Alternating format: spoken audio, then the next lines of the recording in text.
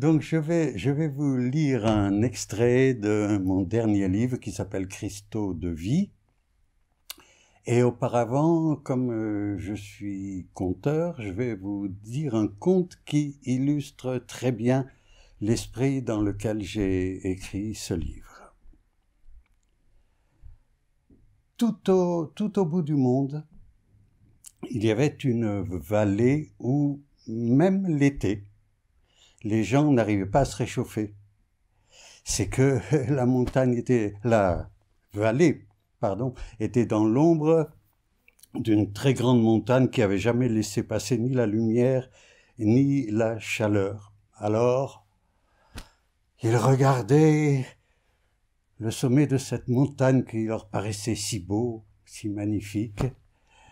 Certains rêvaient de s'envoler, mais jamais personne n'avait eu l'audace de grimper dans la montagne parce que on disait que le soir, quand la nuit tombe, en bas de la montagne, on entendait des bruits très étranges, très inquiétants. Alors, les gens attendaient que la montagne s'use pour profiter un peu du soleil. Et puis dans la vallée naît un enfant qui, en grandissant, passe son temps à regarder la montagne. Et surtout, il est fasciné par ce sommet qui lui est interdit. Et au bout de quelque temps, il se dit que je vais quand même pas attendre toute ma vie pour profiter de la chaleur du soleil. Tant pis, si j'ai peur, je grimpe tout en haut de la montagne. Naturellement, on le lui déconseille, on lui dit « Mais non, écoute, tu sais pas à quoi tu t'exposes, tu vas tomber. » Il n'écoute pas. Mais, tranquillement, il se prépare et un matin, de très bonne heure, sans avoir averti personne, il s'en va. Il ne regarde pas derrière lui, il regarde la montagne, il est fasciné par cette montagne et il se demande comment il va faire pour grimper au-delà de ces rochers qui paraissent lisses, verticaux. Mais en s'approchant, il arrive toujours à distinguer un creux où il va pouvoir prendre appui avec la main ou alors à faire un détour pour poursuivre son chemin. Et il entend à un certain moment un bruit de cascade et il sourit. Il se dit, c'est ça ce bruit effrayant que tout le village craignait. Et il rit en se souvenant des nuits qu'il a passé la tête sous l'oreiller. Et il poursuit son chemin d'enfant libre, ce qui ne veut pas dire que c'est facile. Il y a des moments où il se demande même comment il va faire pour arriver là-haut. Ça lui paraît impossible, et puis, il arrive toujours à trouver son chemin, et ma foi, après des heures et des heures de montée, il arrive en haut. Le soleil le chauffe. Pour la première fois, il sent sa chaleur.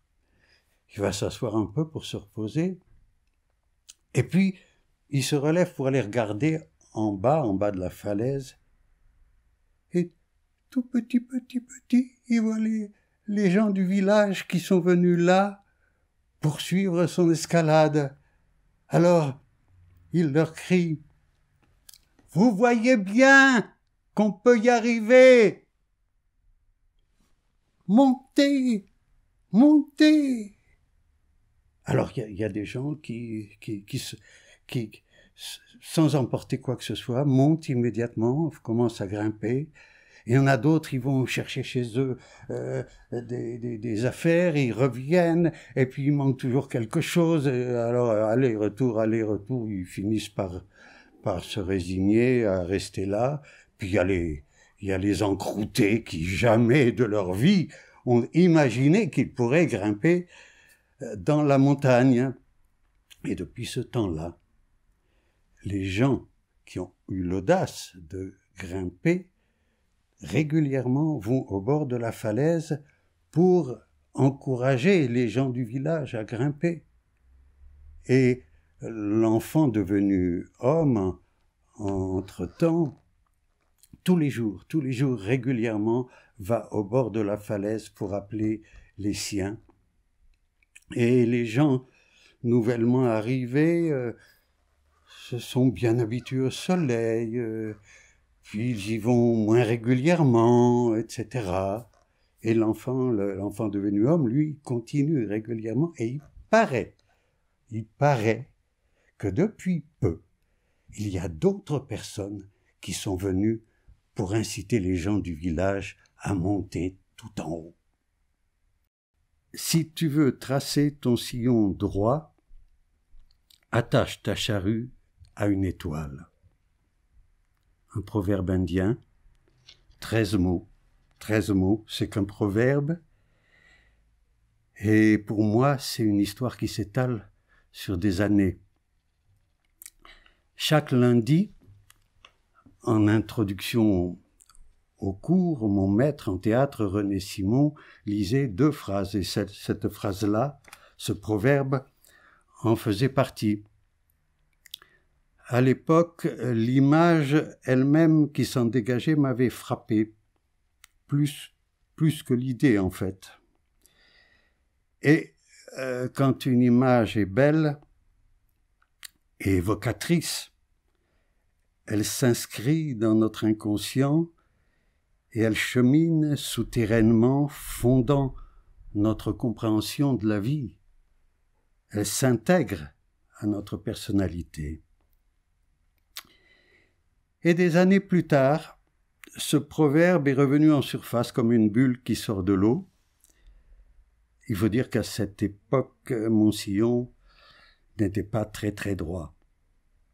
J'en étais conscient et j'en souffrais, car j'ai toujours pensé que cette vie, quels qu'en soient les aléas, était plutôt faite pour la joie. Et dans le cas présent, ce proverbe était un trésor que j'ignorais. Il est dit que nous ne voyons pas ce qui est le plus proche de nos yeux, c'est-à-dire les sourcils. Et c'était le cas. Après avoir frappé à ma porte pour être à nouveau sélectionné, et mon proverbe est reparti dans l'ombre, sans toutefois disparaître entièrement. Quelques années plus tard, au cours d'un stage, le formateur que j'étais s'efforçait de transmettre ce qu'il a de plus précieux, c'est-à-dire ma foi dans la vie, et c'est alors que mon proverbe est ressorti de l'ombre pour me tendre la main, et je ne résistais pas au désir de le partager avec mes stagiaires. Et j'ai vu leurs yeux s'allumer en l'écoutant. Ils n'avaient pas eu le temps de l'analyse, mais l'image est tellement forte qu'ils l'avaient tout de suite enregistrée, et immédiatement après, j'ai perçu dans leur regard une petite lueur d'inquiétude qui semblait dire « Est-ce que j'ai une étoile ? Et quelle est-elle » Si ces personnes n'avaient pas été soucieuses de la droiture de leur sillon, le sillon de leur vie, elles ne se seraient pas inquiétées de la présence ou non en eux d'une étoile. C'est étonnant. C'est étonnant de voir comme il faut peu de choses pour réveiller l'essentiel qui dort au fond de nous. Celui qui se soucie de son étoile, c'est qu'il est encore vivant dans son intimité. Ce n'est pas naïveté ou grandiloquence de ma part de penser ainsi.